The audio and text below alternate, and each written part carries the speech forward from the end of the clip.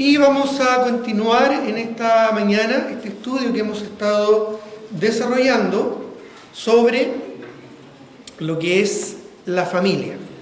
Un estudio fundamental, es decir, enfocado en los fundamentos de lo que la palabra del Señor nos enseña con respecto a la familia y el plan que Dios tiene en cuanto a ella.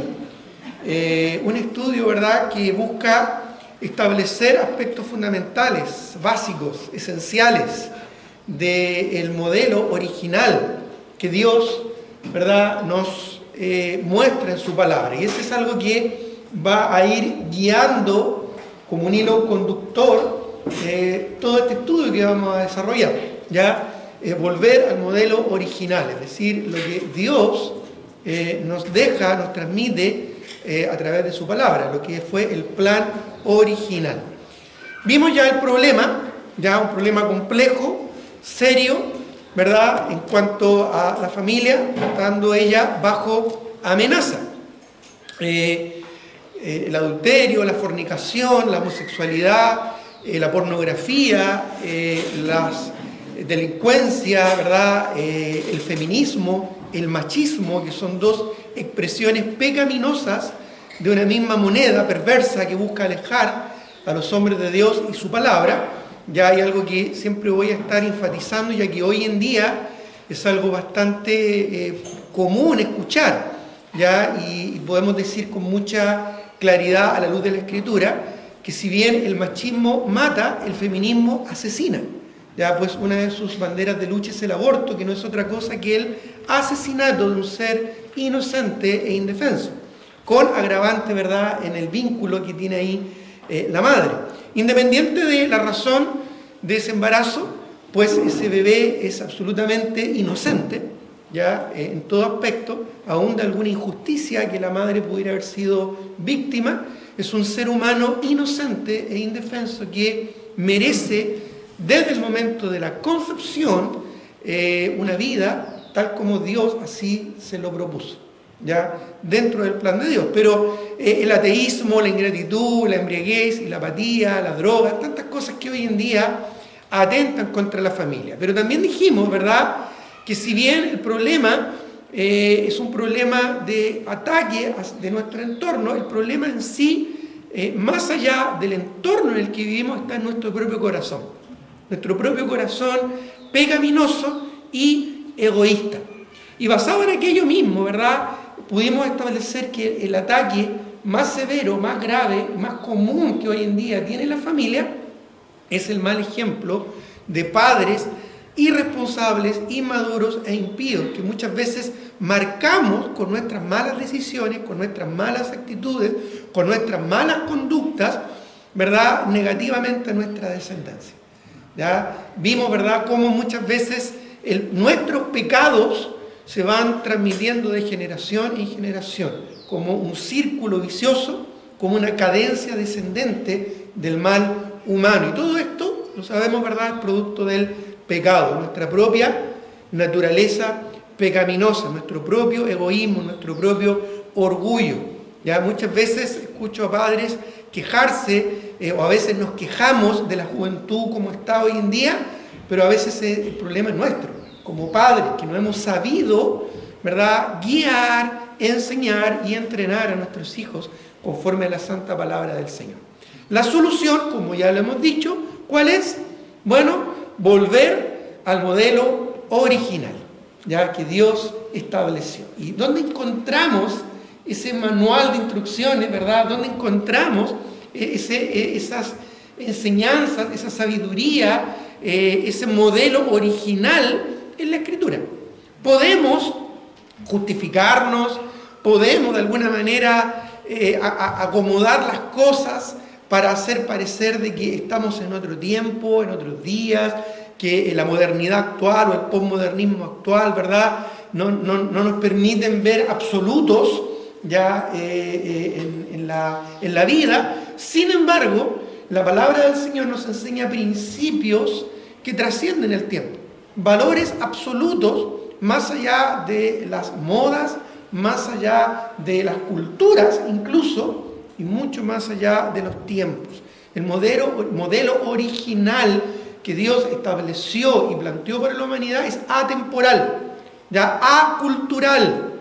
Es un modelo que se aplica en cualquier contexto y en cualquier cultura y en cualquier periodo, ¿ya? Y que muchas veces nosotros como seres humanos nos rebelamos por puro orgullo o por puro egoísmo pecaminoso, ¿ya? Sabemos que si no se preserva la familia, la sociedad completa va a sufrir un colapso, porque la familia es la unidad básica de toda sociedad, así Dios lo estableció, ¿ya? Cuando se destruye la familia, la sociedad entera sufre las consecuencias. Dios creó al hombre y a la mujer, estableciendo la primera institución sobre la humanidad, que es el matrimonio, para que ellos, y a través de ellos, la tierra fuese poblada, y de esa manera, a través de la familia, el nombre de Jehová y su gloria fuese conocido hasta lo último de la tierra. Ese fue el plan original. Luego el hombre pecó, se alejó de Dios, se corrompió por su pecado, pero Dios continúa con ese plan, proveyendo un medio de salvación, por medio de un cordero sustituto,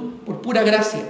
Y es ahí donde tenemos hoy en día ese mismo desafío de hacer conocido el nombre, la gloria y ahora la salvación de Jehová hasta lo último de la tierra. Y es responsabilidad de la iglesia actualmente enseñar y predicar con un compromiso serio y férreo a la enseñanza fiel de la palabra de Dios para que esto suceda. Es decir, que a toda etnia y a toda nación sea conocido el nombre, la gloria y la salvación de Jehová. Este es el plan original. Y dentro de ese plan, en donde la familia cumple un rol, donde la iglesia cumple un rol fundamental, ¿ya? La fuerza de la iglesia se sustenta también en la familia, en el hogar. Hogares fieles y comprometidos, hogares espirituales, permiten, ¿verdad?, llevar adelante este propósito a través del esfuerzo de cada familia y también a través del involucramiento de cada familia en el plan de Dios. Esto incluye el hecho de que muchas veces como padres podríamos estar criando la futura generación de misioneros que van a llegar con la palabra de Dios hasta el último rincón de este planeta, ¿ya? Así que cuando se destruye la familia, la sociedad entera sufre el colapso, ¿verdad? Y las generaciones futuras se arruinan. Y ya esto lo vimos el domingo pasado, estoy solamente haciendo un repaso bastante rápido y escueto. Todo entonces comienza con el matrimonio. Esta fue la primera institución establecida por Dios, el modelo de Dios para el esposo. Y empezamos a hablar acerca de las responsabilidades que nos compete a nosotros como varones, ya sea que eres un joven y que todavía eres muy jovencito y no estás ni siquiera pensando en el matrimonio. Estos principios te son muy útiles, porque te permiten, antes de poder enfocarte en tu futuro, ya tener claro el propósito que Dios tiene para tu vida. Así que estas enseñanzas son para ti. Pero también aquellos que ya están pronto a entrar, ¿no es cierto?, en un vínculo matrimonial, también esto nos enseña, nos guía, nos instruye en cuanto a las responsabilidades que ya deberíamos ir asumiendo en cuanto a lo que va a ser a futuro el matrimonio y nuestro rol como esposo.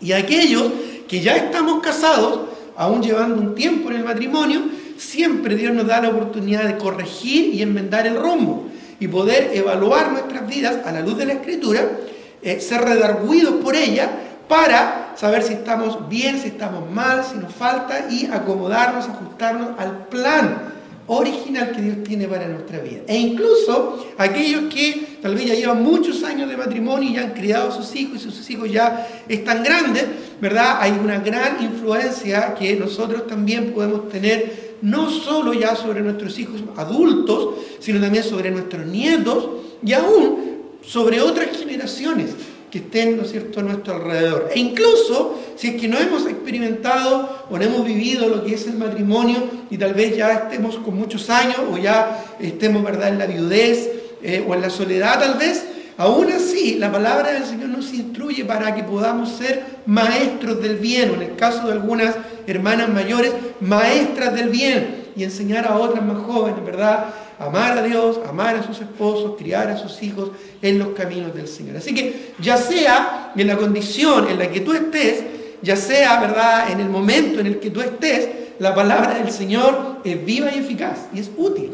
para enseñarnos, para redarguirnos, para corregirnos, para instruirnos en justicia, para que podamos crecer, para que podamos madurar, para que podamos conformar nuestro entendimiento al pensamiento de Dios y no de este mundo perverso y corrupto, ¿verdad? Ahora, en ese sentido, ya hablamos de algunas responsabilidades, algunos aspectos, ¿verdad?, del rol que en el caso nuestro como hombres debemos y tenemos que asumir a la luz de la palabra, ¿ya? El modelo de Dios para los esposos. Y esto, hermanas, más que considerarlo, ¿verdad?, para criticar, para juzgar o para hacer una lista de aquellas cosas que tu esposo no hace, ya, en realidad, más bien, transfórmalo en una lista de oración. Porque si algo va a transformar la vida de tu esposo, no es tu insistencia, ¿ya? No es tú. La Biblia dice que a veces la mujer puede ser como una gotera continua, muy molesta, ¿ya? Vuelca toda esa ansiedad que hay en tu corazón y todo ese anhelo y ese deseo en oración. Y deja que Dios transforme la vida de tu esposa. Pero antes de que eso suceda, y ahí está el desafío para todos nosotros, deja que Dios transforme tu vida. Esa es la clave.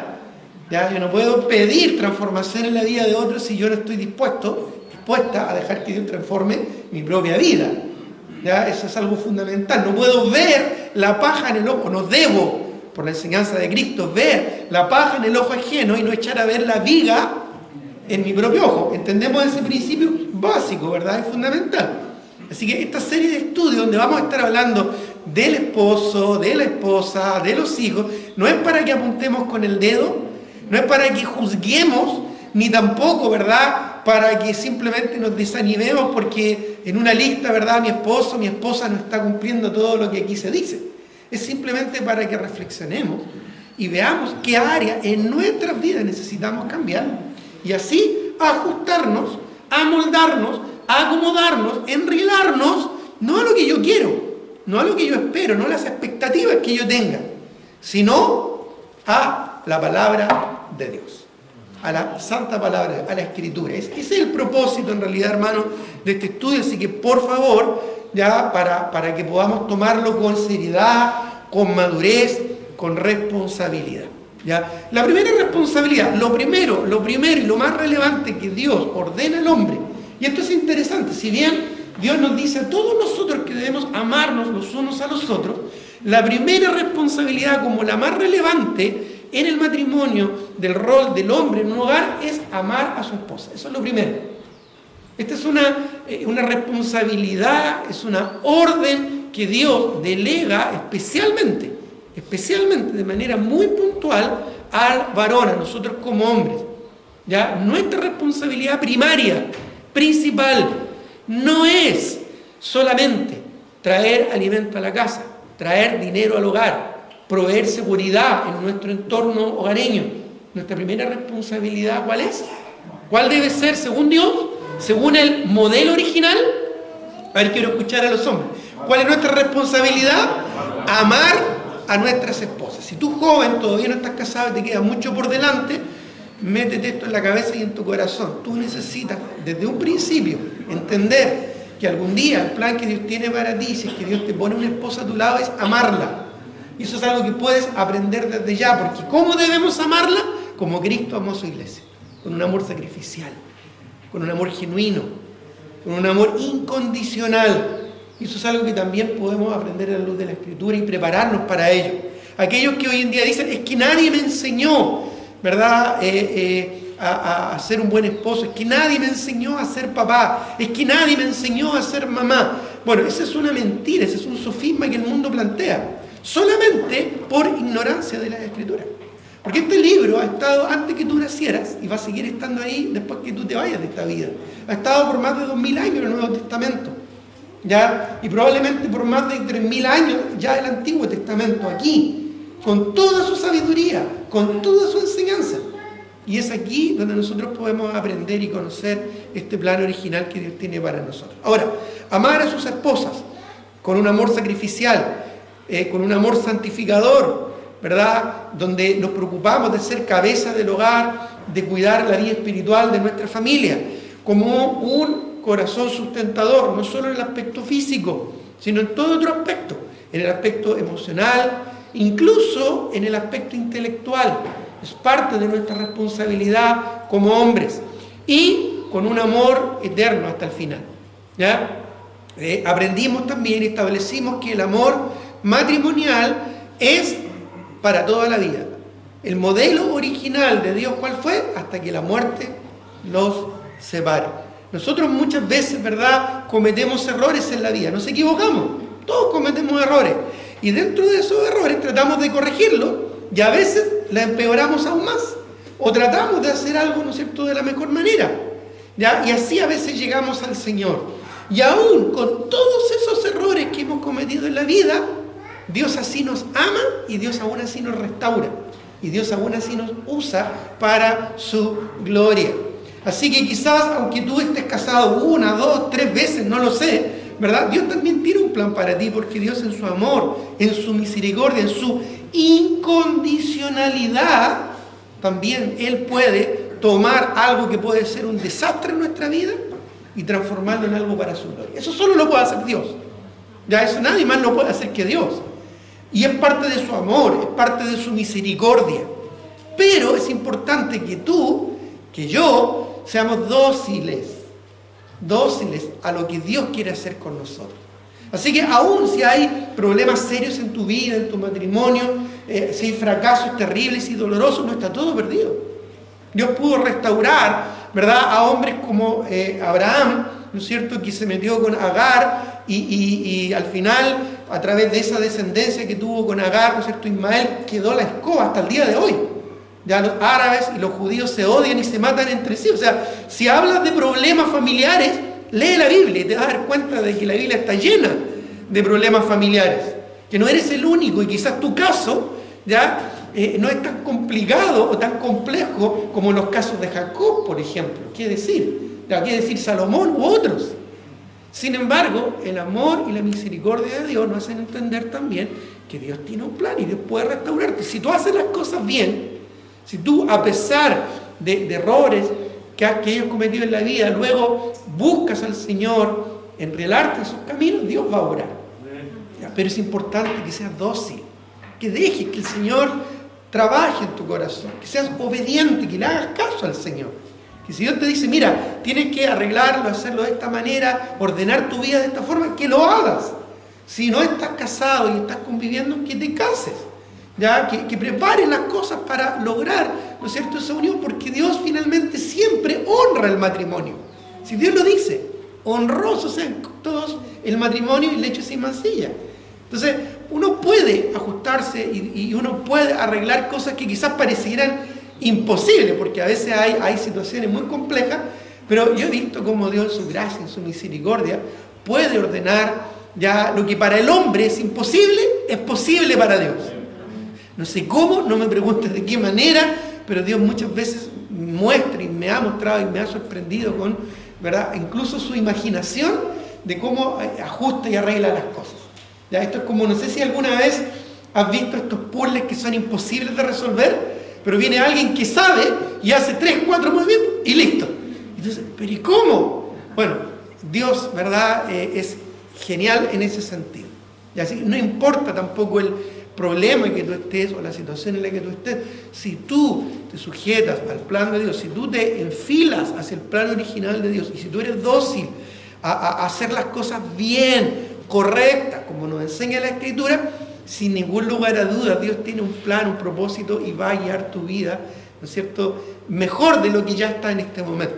Siempre volver al modelo original, siempre apuntar al modelo original es lo mejor. Ahora, dentro de las responsabilidades, como ya vimos, del varón estaba amar a su esposa. Eso ya lo vimos el domingo pasado. Ahora vamos a comenzar ya estableciendo otros aspectos más, ya otros roles más que nos competen a nosotros como varones, como hombres. Ya, y aquí nuevamente pedimos la madurez de las esposas, ¿verdad?, de las mujeres, para comprender que esto también es un proceso en la vida de muchos varones. Aún, señorita, si tú todavía no estás casada, ya siempre enseñamos, ¿verdad?, a los jóvenes, si tú estás buscando al príncipe ideal, bueno, vas a tener que asegurarte de ser la princesa ideal. ¿Ya?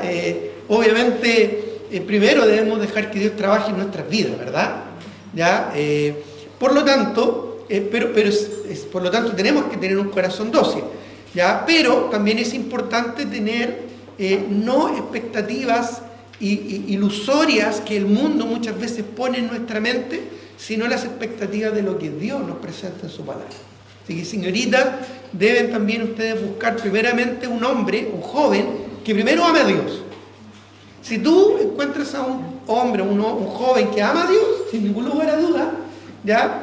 Como consecuencia, ¿qué va a ocurrir cuando tú te cases con esa persona? Te va a amar a ti, ¿ya? Porque va a ser obediente a ese Dios que ama, y te va a amar, te va a respetar, etcétera, etcétera, ¿ya? Bueno, otro aspecto también importante, relevante, que Dios establece del rol del hombre en el hogar, es ser la cabeza de la esposa, ser el líder del hogar, ser el sacerdote del hogar.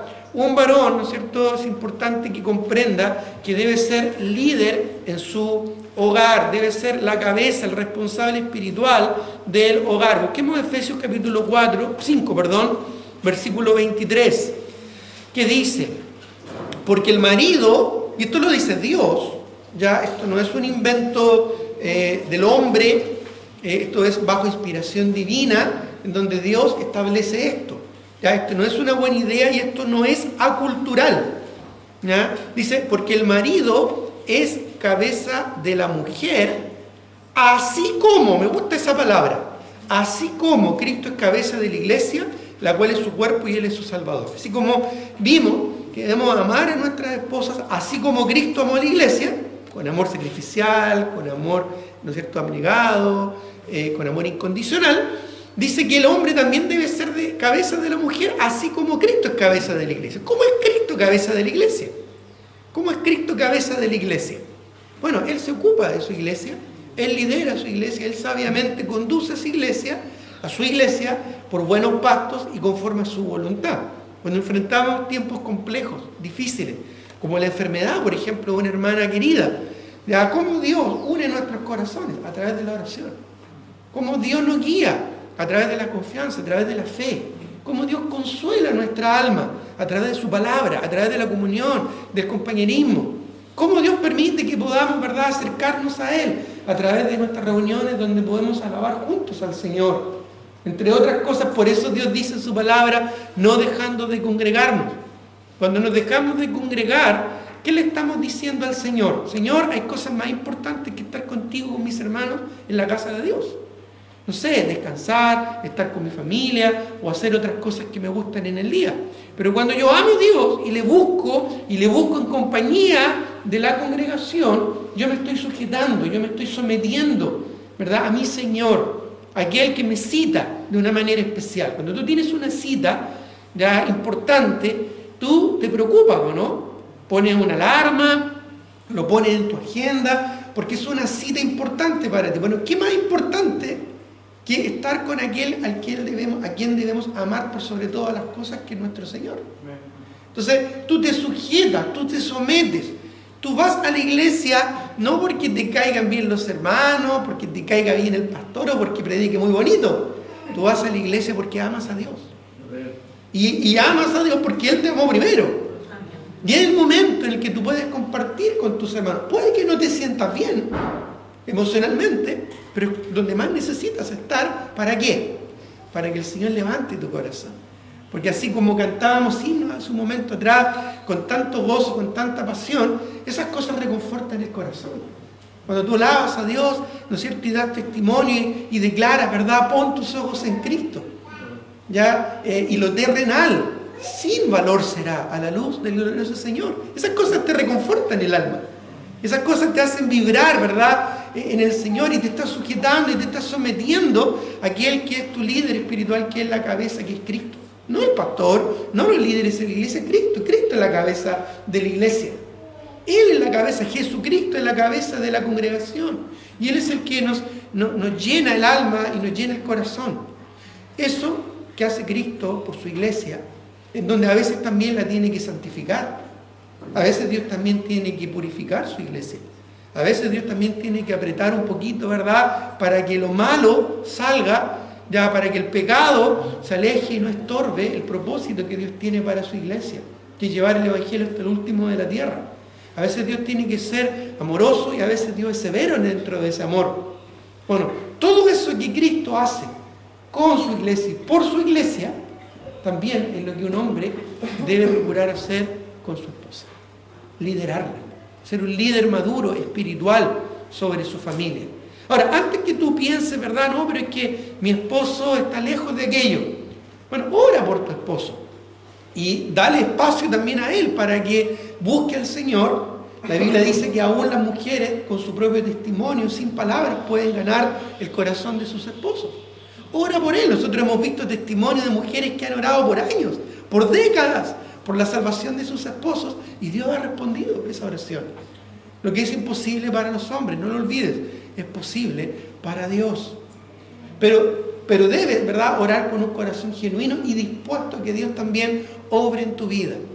Porque a veces quisiéramos, ¿verdad?, algo, pero no estamos dispuestos a que eso ocurra. Entonces, si tú estás orando para que tu esposo sea el líder de tu hogar, el líder espiritual, la cabeza de tu hogar, el sacerdote del hogar, dale el espacio para que él así lo sea. Dale la oportunidad para que él así lo ejerza. Ya no te resistas a ese liderazgo. Así como en la iglesia no debemos resistir al Señor en lo que Él a veces quiere hacer en nuestras vidas. Aunque no lo entendamos, muchas veces Dios Cristo obra en nuestras vidas y hay cosas que no entendemos, ¿verdad? No comprendemos, pero tenemos que por fe sujetarnos a su dirección, a su voluntad. Ser cabeza de la esposa ya en el hogar no es fácil. Ser cabeza significa dar dirección, tomar decisiones. Hoy en día no es fácil tomar decisiones, ¿ya? Con tanta información, con tanta influencia, con tantas situaciones, no es fácil, ¿verdad?, como decimos más vulgarmente, coloquialmente, cortar el queque, ¿ya? Tener la última palabra, ¿ya? Siempre hay alguien que nos va a recriminar, alguien que se va a oponer, y tal vez mi esposa me pueda apoyar, pero tal vez mis hijos me van a cuestionar. Siempre, ¿verdad?, tomar decisiones nos da algo de soledad o de temor. Porque no queremos a que nos contradigan o tenemos temor a tomar una mala decisión incluso. Pero esa responsabilidad, hombres, varones, Dios las puso en nosotros. Y para eso debemos ser valientes y buscar al Señor. ¿Ya? ¿Quieres tomar siempre decisiones correctas y nunca equivocarte? ¿Realmente lo quieres? Bueno, déjame decirte que lo siento. Porque eso nunca va a ocurrir. Nos vamos a equivocar. Vamos a tomar malas decisiones. Pero ahí está la gracia del Señor. Ya lo que Dios busca muchas veces no es la eficiencia perfecta, sino el corazón dispuesto. El que Dios trabaje en nosotros. ¿Ya? Y aún es más, y esto es algo que yo lo puedo decir como testimonio personal. Muchas veces, cuando yo tomaba una decisión de la que yo después me doy cuenta de que me equivoqué, Dios, ¿qué es lo que hace? Romanos 8. Todas las cosas ayudan a bien. Entonces, ¿qué es lo que hace el Señor? Transforma ese error en una bendición. ¿Cómo lo hace? No tengo idea. Eso lo hace el Señor nomás. Quizás para probar el corazón de mi esposa. Quizás para enseñarle a ella humildad, no lo sé. Pero Dios, todas las cosas que ocurren en nuestra vida, si nosotros estamos rendidos a la mano del Señor, Dios las transforma a bien. Eso es algo que hace el Señor, ¿no es cierto? Por lo tanto, aún cometiendo errores, Dios se glorifica en nosotros. Ser cabeza significa dar provisión, no solo económica, también espiritual, emocional, moral. Ya un hombre que se preocupa del bienestar espiritual de su hogar sabe que tiene la mejor herramienta del mundo para poder hacerlo. Ya que no es Bauker, por si acaso, ni es Maquita. Ya es la palabra del Señor. Esta es la mejor herramienta ya que podemos llevar al hogar. ¿Ya? Y tú puedes llevar la palabra del Señor al hogar y compartirla con la familia. Y si no tienes mucho entendimiento, mucho conocimiento, simplemente puedes leerla, ¿verdad?, todos los días con tu familia, en un culto familiar, en un momento antes de la comida, después de la comida, ¿no es cierto?, leerla y comentarla. ¿Ya? Y una mujer sabia va a sujetarse, va a someterse a eso y va a estar atenta también para, sin manipular, ya apoyar a su esposo. Y eso va a permitir que su esposo pueda agarrar confianza, pueda ir creciendo y ser el líder espiritual que debe ser en el hogar. Ya, Dios a nosotros como hombres nos va a pedir cuenta, ya por el liderazgo que ejerzamos en nuestro hogar. Y esto incluye no solo lo espiritual, también lo emocional y aún lo moral, en la crianza de nuestros hijos. Ya debemos criar a nuestros hijos en el temor del Señor. Lo vamos a ver más adelante en un estudio más específico. Ya solo ahora voy a mencionarlo en términos generales. ¿Ya? Pero la responsabilidad de criar a nuestros hijos en lo espiritual, en lo emocional y especialmente en lo moral, ¿ya? No es delegable. No sé por qué hoy en día el mundo neciamente, ¿ya?, le entrega a sus hijos al colegio para que los forme intelectualmente. Le delega esa responsabilidad. ¿Y qué es lo que hacen muchas veces los padres? Se lavan las manos y se desligan. Total, para eso estoy pagando, en el caso de que esté en un colegio particular o particular subvencionado. Y por último, si no es pagado, ¿verdad?, confía y delega eso, ¿verdad?, en el colegio. ¿Eso es correcto o no? No, nosotros tenemos que cuidar qué están aprendiendo, qué le están enseñando a nuestros hijos. Pero ¿saben que a veces hacemos lo mismo en lo espiritual? Delegamos esa responsabilidad a la iglesia. La iglesia me tiene que formar a mi hijo. La iglesia tiene que educar a mi hijo. ¿Qué vamos a hacer aquí en la iglesia si menos que el colegio tenemos la oportunidad de estar con tu hijo quizás una hora y media durante la escuela dominical y nada más? A lo más un día jueves en una clase, si es que es más chiquitito. O si es que ya es más grande, ¿verdad?, una hora durante una enseñanza en una reunión de jóvenes. ¿Qué vamos a poderle transmitir a su hijo si pasa más tiempo en la universidad, pasa más tiempo en el colegio, pasa más tiempo en tu casa? Entonces no delegues esa responsabilidad. Esa responsabilidad nos compete a nosotros como papás. Es nuestra responsabilidad. A nosotros, si no nos va a pedir cuenta. Ya no a la iglesia, si tuvo un programa, no sé, un programa espectacular, ¿no es cierto?, para niños. No, porque somos muy buenos para eso, para delegar responsabilidades, o peor aún, viéndolo desde un punto de vista muy secular, para pagar servicios. Yo pago por un servicio y espero que eso, ¿verdad?, esté a la expectativa de lo que yo estoy pagando. ¿Ya? Bueno, eso no debe ser, hermano. Nosotros tenemos esa responsabilidad de criar, de cuidar moralmente a nuestros hijos, lo que ven ya en la televisión, lo que ven en sus juegos. Ya esa no es responsabilidad del líder de jóvenes, ya decirle a tu hijo, ¿verdad?, qué juegos puede o no jugar. Esa es tu responsabilidad como papá. Ya tú tienes que estar pendiente qué están viendo tus hijos, qué están conversando tus hijos, con quiénes se juntan, con quiénes se comunican. Ahora, yo sé que es difícil hoy en día en un mundo tan tecnologizado, ¿verdad?, donde es tan fácil comunicarse. Antes uno se cuidaba cuando los niños salían a la calle, ¿ya?, y uno podía mirar por la ventana a ver con qué vecino se estaba juntando. Y dice, no quiero que te juntes con ese vecino porque es terrible. ¿Ya? Pero hoy en día es más complejo.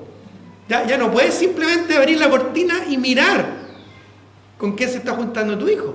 Ya tienes que ser como un investigador privado casi, ¿no es cierto? Y saber de tecnología para poder ya averiguar qué grupos de influencia tienen sobre tus hijos. Bueno, todo eso, como padres, tenemos que nosotros estar a la altura. Bueno, otro aspecto de la responsabilidad como padre es ser proveedor de nuestra familia. 1 Timoteo 5:8, ya, 1 Timoteo capítulo 5, versículo 8, dice la palabra de Dios: porque si alguno no provee para los suyos, y mayormente para los de su casa, ha negado la fe, ¿qué dice? Y es peor que un incrédulo. Miren lo que dice, ¿ya? Si alguno no provee para los suyos, y mayormente para los de su casa. Y aunque pensemos que aquí solamente se refiere a un aspecto económico, pecuniario, ¿ya?, de acabalar, ¿no es cierto?, lo necesario para poder alimentarse y vivir durante el mes, ya aquí va más allá de eso. La palabra del Señor nos enseña que la provisión va más allá del aspecto económico. Ya, es más, Dios promete proveer lo que necesitamos si nosotros buscamos primero el reino de Dios y su justicia, ¿o no? Eso dice Dios en su palabra. Vamos a buscar primeramente el reino de Dios y su justicia, y todas las demás cosas os serán añadidas, ¿verdad? ¿Qué cosas? Alimento, abrigo, ¿no es cierto? Y ¿Recuerdan qué es lo otro que nos menciona ahí en Mateo capítulo 6? Alimento, abrigo y bebida. Ya que son cosas, ¿verdad? Hidratación, que son cosas como esenciales, fundamentales. ¿Ya? Bueno, ser proveedor no es solo ya traer dinero a la casa. Ya no es solo, ¿verdad?, quebrarse el lomo y traer una cantidad de dinero y pagar el colegio, pagar la empresa de seguridad, pagar, ¿no es cierto?, esto o lo otro. ¿Ya? Ser un líder y ser un proveedor para la familia es estar ocupado de las necesidades de mi hogar. ¿Qué necesidades hay en mi hogar? No solo físicas, también emocionales, también espirituales, también morales. Necesidades, ¿verdad?, que se suplen no solo quebrándose el lomo trabajando. Hoy en día la sociedad piensa que con dinero se puede pagar todo, pero no es así. Tú puedes, como lo hemos dicho, ¿verdad?, comprar una excelente cama, pero no un sueño profundo. O muchos remedios, puedes comprar un excelente plan de salud, un seguro médico espectacular, pero eso no te significa que vas a tener salud. Puedes comprar una excelente educación en un colegio, en una universidad, ¿no es cierto?, pero no conocimiento y verdadera crecimiento, ¿no es cierto?, intelectual en la persona. Tú puedes comprar libros, pero no sabiduría. Hay muchas cosas, ¿verdad?, que se proveen de otra manera, con la ayuda del Señor. Para esto no tenemos que ser perfectos. Como ya dije, a veces nos equivocamos como papás, tomamos malas decisiones, pero cuando tenemos un corazón humilde, adivina qué hace Dios. Suple lo que falta. Dios es muy bueno, porque suple y ve nuestra debilidad. Si nosotros hacemos el esfuerzo, el Señor suple lo necesario. Ser proveedor del hogar es una de las responsabilidades que tú también debes tener como hombre. Señoritas, si están pensando algún día ya casarse, ya primero vean un hombre que ama a Dios. Luego consideren si ese varón, ¿no es cierto?, que como ya dijimos, es un líder espiritual que es capaz de guiarte a ti y va a guiar a tus hijos en los caminos del Señor. Pero también, fíjate si esa persona es un buen proveedor, no solamente en lo económico. No te fijes exclusivamente en qué carrera está estudiando para saber si esa carrera va a permitir un buen trabajo y un buen pasar de vida. Si esta persona tiene esta carrera, ya me va a poder pagar una nana, me va a poder pagar viajes al extranjero. No seas tan carnal, sé más espiritual. Y fíjate en otras cosas, en otros detalles, cómo se preocupa realmente no solo de lo urgente, sino de lo importante.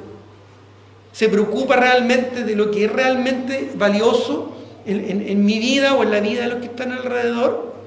Si está estudiando, por ejemplo, ese joven con el que tú te estás empezando a enamorar, ¿es responsable en sus estudios o es un patán? ¿Es uno que hace sus trabajos con diligencia o siempre pasa en el rincón del vago.cl? Porque eso te va a dar muestra a ti si eventualmente va a ser una persona de bien, si eventualmente va a ser capaz de suplir no solo platita, sino que también otras cosas que son más importantes en la vida que el dinero. Bueno, ser proveedor de la familia es una de las responsabilidades que Dios también nos da como hombres. Otra responsabilidad, aunque nos duela, ¿verdad?, como varones, ¿cuál es? Criar a nuestros hijos. ¿Ya? Efesios capítulo 6, el versículo 4. ¿Ya? Otra tremenda responsabilidad. Como líderes de nuestro hogar, como sacerdotes del hogar. Efesios 6:4 dice: y vosotros, padres, no provoquéis a ira a vuestros hijos, sino criadlos en disciplina y amonestación del Señor. Tema sensible, ¿verdad? Lo vamos a ver después en detalle en unos estudios más adelante. Pero criar a los hijos, ¿ya? Criar a los hijos es una responsabilidad fundamental que tenemos nosotros como papás, ¿ya? Criar a nuestros hijos. ¿Qué significa criarlos? Formarlos, entrenarlos, guiarlos para que sean no lo que yo quiero que sean, ¿ya? Porque muchas veces eso es lo que hacen muchos padres hoy en día. Buscan formarlos en base a lo que ellos no fueron en la vida. Buscan proyectar su vida en la vida de sus hijos. y que sus hijos sean lo que ellos no fueron. Pero eso no es lo que Dios quiere. Dios quiere que nosotros los formemos conforme a la voluntad de Él. Él sabe lo que es mejor, más que nosotros como papás.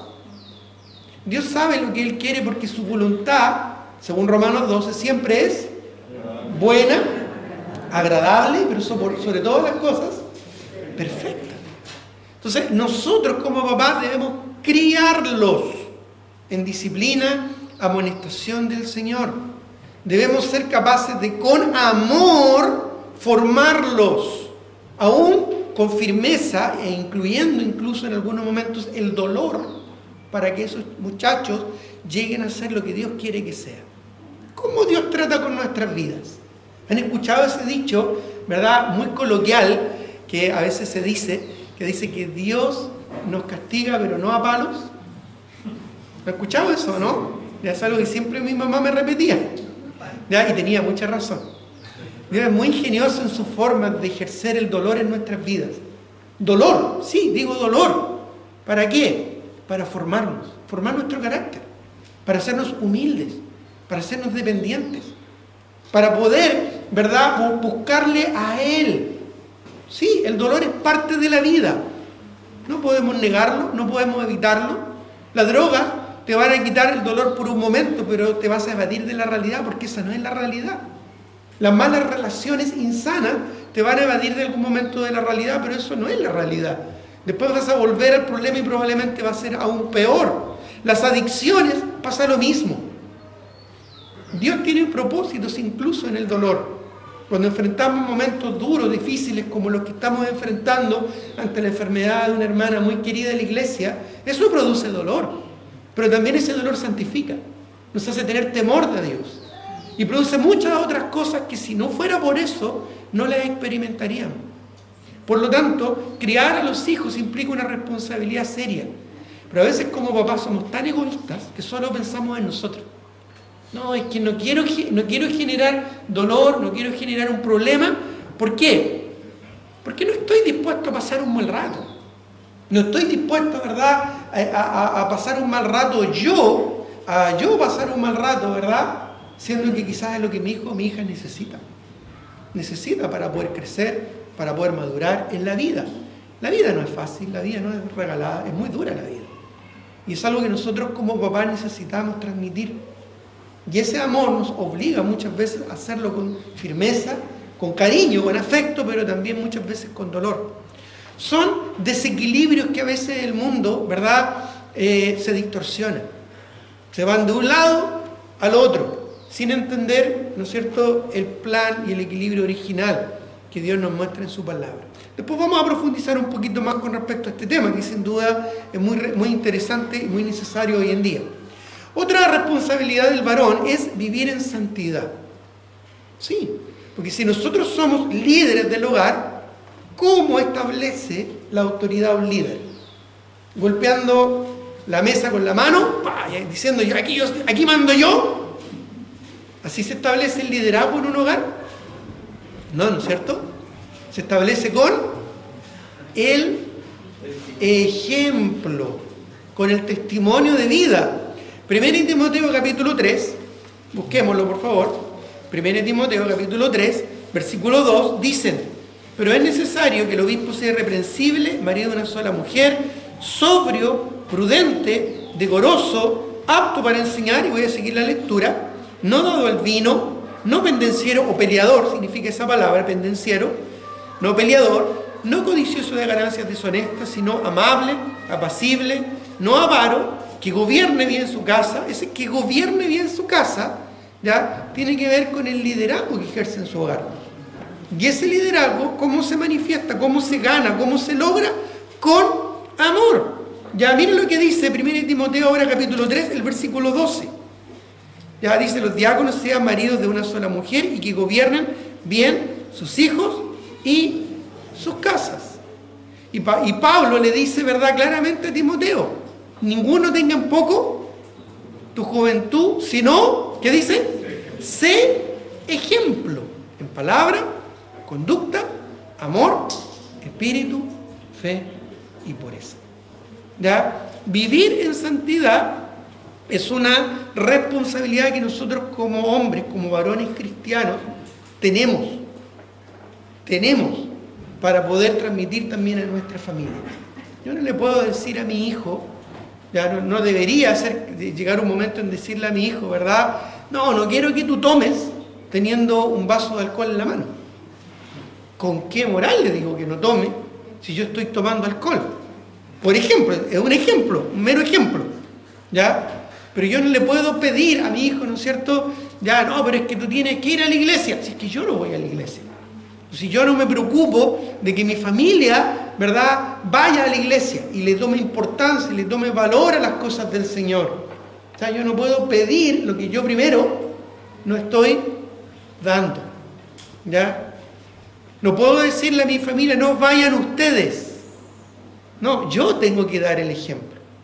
Yo tengo que vivir en santidad, en compromiso al Señor, para que mis hijos también lo puedan hacer. A veces exigimos cosas a nuestros hijos, o esperamos cosas de nuestros hijos como respeto, como obediencia, como diligencia, que nosotros no estamos dando, no estamos haciendo. Ya, si yo le pido a mi hijo que sea responsable en el colegio, ¿estoy siendo yo responsable en llegar temprano, por ejemplo, a mis responsabilidades, a mis compromisos? En mostrarle ejemplo, ¿verdad?, en cómo yo me relaciono con mis compañeros de trabajo, con mi jefe. Si yo, por ejemplo, llego a la casa y durante la 11, por ejemplo, me pongo a criticar a mi jefe, quizás puede ser un hombre muy terrible en el trabajo, pero si yo me pongo a denostar la autoridad de mi trabajo en casa, ¿qué crees tú que le estoy enseñando a mi hijo? ¿A respetar a la autoridad? Algún día él va a tener una autoridad y quizás va a ser mejor o quizás va a ser peor que el jefe que yo tengo, pero es la autoridad. Y solo por el hecho de ser autoridad, no la persona, por su cargo yo debo respetarlo. Pero todo eso yo como hombre debo ser cuidadoso y debo predicar con el ejemplo. ¿Te das cuenta? Entonces, vivir en santidad, vivir uno mismo en compromiso con el Señor, es el mejor ejemplo que podemos darle a nuestros hijos. Y aún si nuestros hijos toman el mal camino, ¿ya? Aún si nuestros hijos toman el mal camino, que ellos nunca puedan mirarnos a los ojos, ¿ya?, y decir que no fuimos consecuentes con el Señor. Pueden recriminarnos muchas cosas, que no les dimos quizás suficiente dinero para comprar sus gustos, que quizás no nos esforzamos lo suficiente en darle, ¿verdad?, más cosas de esta vida. Pueden recriminarnos, ¿verdad?, que no nos compraron. Yo soy medio arcaico en la tecnología, ya el último Nintendo, Atari, nunca tanto.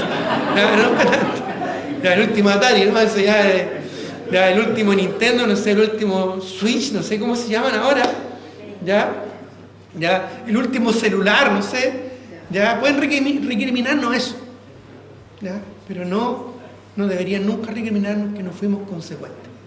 Quizás con errores, con victoria y fracaso, pero consecuentes con Dios y su palabra, ¿ya? Que esa integridad, que esa vida santa e íntegra sea importante para nosotros como hombres.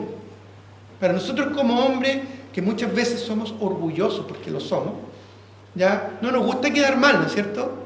No nos gusta que seamos avergonzados en público, ¿ya? No nos gusta, ¿ya? Bueno, que nuestro principal orgullo santo pudiera ser, en un sentido, ya, el ser íntegros, el que nadie tenga nada que decir mal de nosotros en lo espiritual. Puede que haya errores y lo van a ver, pero que seamos varones de Dios, que podamos mirar como Pablo al cielo y decir: tengo limpia mi conciencia, y en nada tengo el ser juzgado por ustedes, como le decía a la iglesia de Corinto. En nada tengo el ser juzgado por ustedes, ni aun yo mismo me juzgo, porque el que juzga es el Señor. Y por eso él decía: no tengo mala conciencia delante de Dios. En lo espiritual es importante que seamos consecuentes. Puede que fallemos, varón, hombre, puede que fallen muchas cosas, puede que te cuesten muchas cosas, puede que haya cosas para las que no seas bueno, pero que no se diga de ti que eres un hipócrita, que dices pero no haces, que eres una persona que no está comprometida con el Señor. Porque sin duda, cuando te comprometes con el Señor, todo lo demás, el Señor lo arregla, lo ajusta, lo acomoda. De alguna manera lo hace. Pero si tu compromiso y tu corazón está con el Señor, has ganado mucho. Bueno, otra responsabilidad del hombre, ¿ya? Y no sé si es responsabilidad o consejo, ¿ya? Es vivir con la esposa sabiamente. Sabiamente. ¿Ya? Yo creo que todos nosotros como hombres, después que nos casamos, nos dimos cuenta que nuestra esposa es un poquitito más compleja de lo que pensábamos. Un poquitito. ¿Ya? Y requiere mucha sabiduría. Es un elemento frágil, ¿verdad? Delicado, que necesitamos tratar con cariño, con afecto, ¿verdad? Y por las risas que estoy observando, ya por los rostros sonrientes que observo, ya me doy cuenta que en la práctica es así, no es fácil. Y Dios, consciente de esto, mire lo que nos dice en 1 de Pedro capítulo 3, versículo 7. Porque Dios es muy consciente de nuestras necesidades, de nuestros desafíos. ¿Ya? Y aquí nos dice claramente, vosotros maridos, igualmente vivid con ellas, ¿qué dice? Sabiamente, sabiamente, dando honor a la mujer como a vaso más frágil y como a coherederas de las gracias de la vida, para que vuestras oraciones no tengan estorbo. ¿Ya? Ahora, tú puedes estar pensando, sí, pero pastor, es tan difícil. ¿Ya? Sí, lo sé, pero ahí tenemos también Dios que nos dice en su palabra en el libro de Santiago. Ya, busquémoslo, porque si no me creen, ya, para que lo veas con tus propios ojos. Santiago capítulo 1. ¿Ya? Para que con tus propios ojos lo veas, ¿verdad? Y lo comprendas. Santiago capítulo 1, ya, versículo 5. Mire lo que dice. Si alguno de vosotros, ¿esto te incluye a ti? Amén, sí. Tiene falta de sabiduría, que a veces nos falta suficiente sabiduría, ¿verdad? Para tratar con nuestras esposas. ¿Qué dice? Pídala. Hay pocas cosas que Dios nos ofrece con tanta libertad como en la oración. Otra de ellas, el diezmo, dice, pruébame ahora en esto. Pero aquí, ¿no es cierto? Dice, pídeme sabiduría. Tienes falta de sabiduría, te cuesta, no sabes cómo tratarla, no sabes cómo guiarla, cómo llegar a su corazón, ¿ya? Pídeme sabiduría. Dice, pídala a Dios, el cual da, y mire lo que dice, esto me gusta, a todos, a todos, ¿ya? Aquí probablemente, ¿verdad? Muchos calvinistas se retorcerían, porque no es a todos los elegidos, ¿ya? Es a todos, y todos en la Biblia siempre es todos, no un grupo específico de escogidos, ¿ya? Ese es el lenguaje bíblico consecuente permanentemente. No sé por qué dije eso, pero me salió. Dice, a todos el Señor promete sabiduría. ¿Ya? Así que no sientes si eres o no un elegido, dice a todos. ¿Ya? Eso también te incluye a ti. Así que tenemos la esperanza. Abundantemente. O sea, el Señor te va a dar sabiduría y no solo un poquito.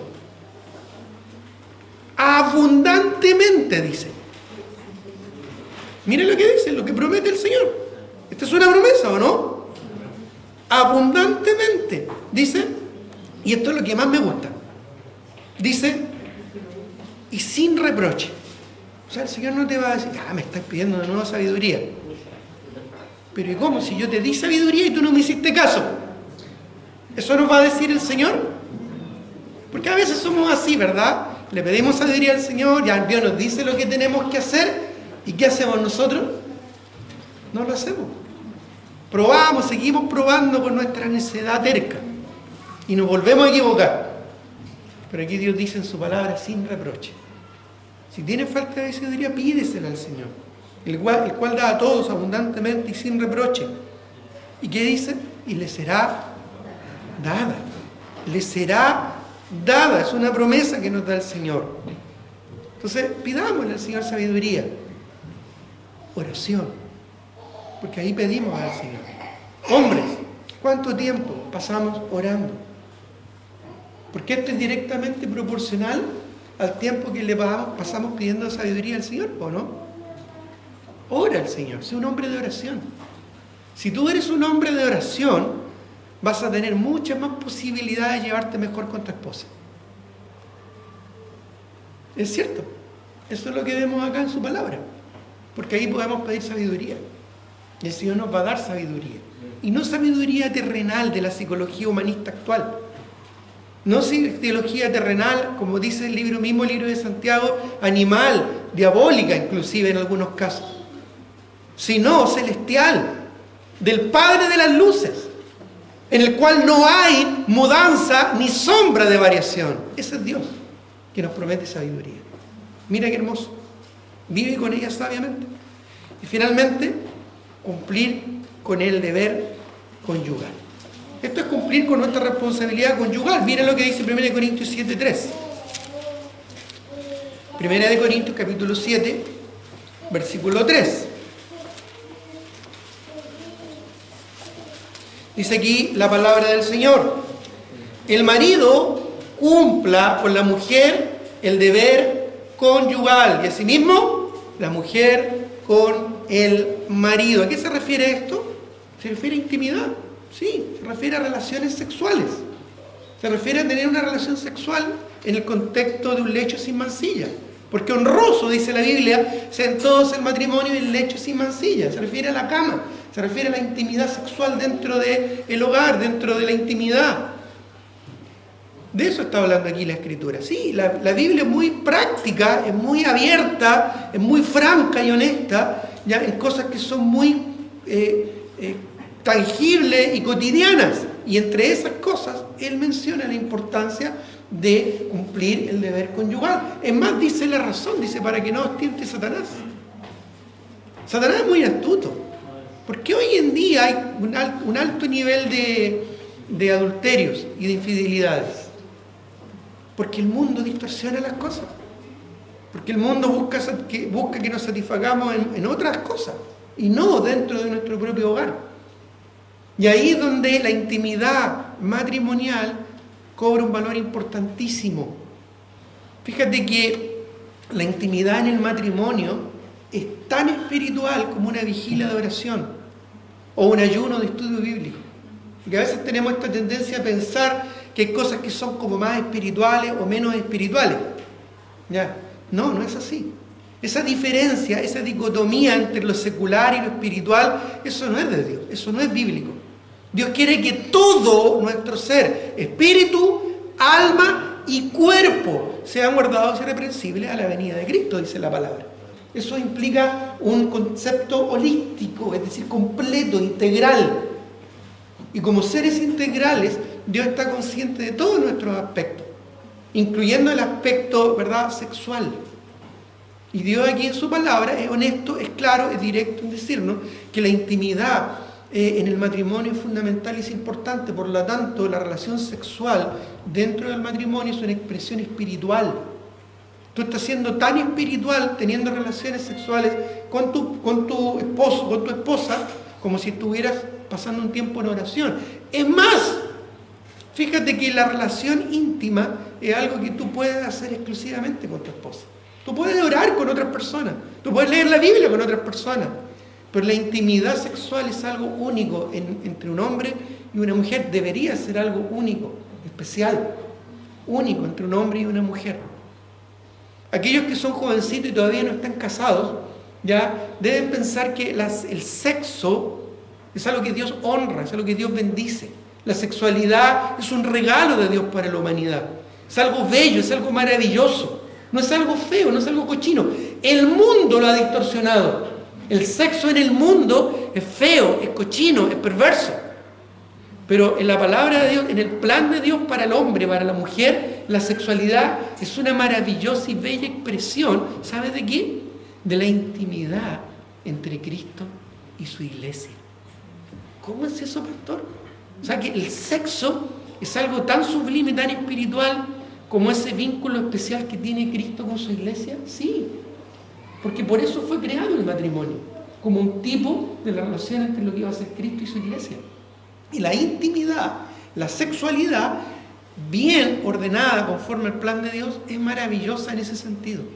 Es una expresión espiritual. Es cuando un hombre y una mujer cumplen, escucha esto, la primera institución establecida por el hombre en el mundo, cuando Adán dijo, ¿te acuerdas o no? Por tanto, dejará el hombre a su padre y a su madre y se unirá a su mujer y ambos serán una sola carne.